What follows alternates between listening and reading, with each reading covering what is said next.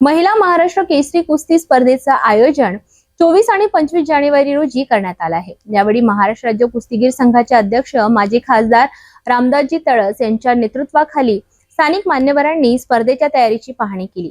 देवडी वर्धा येथील महिला महाराष्ट्र केसरी कुस्ती स्पर्धेची पूर्वतयारी तपासण्याकरिता 24 आणि 25 जानेवारी रोजी एक महत्त्वाची पाहणी आयोजित केली गेली।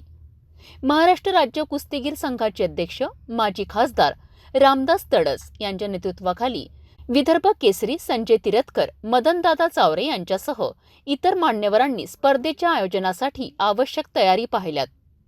या पाहणी दरम्यान स्पर्धेच्या यशस्वी आयोजनासाठी आवश्यक इन्फ्रास्ट्रक्चर, सुरक्षा आणि इतर लॉजिस्टिक बाबींचा सखोल आढावा घेण्यात आला।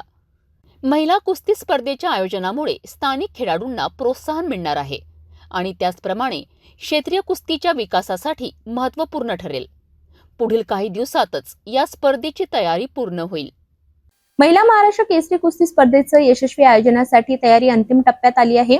माजी खासदार रामदास तळस यांनी इतर मान्यवरांच्या मार्गदर्शनाखाली हे आयोजन स्थानिक खेळाडूंना प्रोत्साहन देणारे ठरेल असं म्हटलं आहे।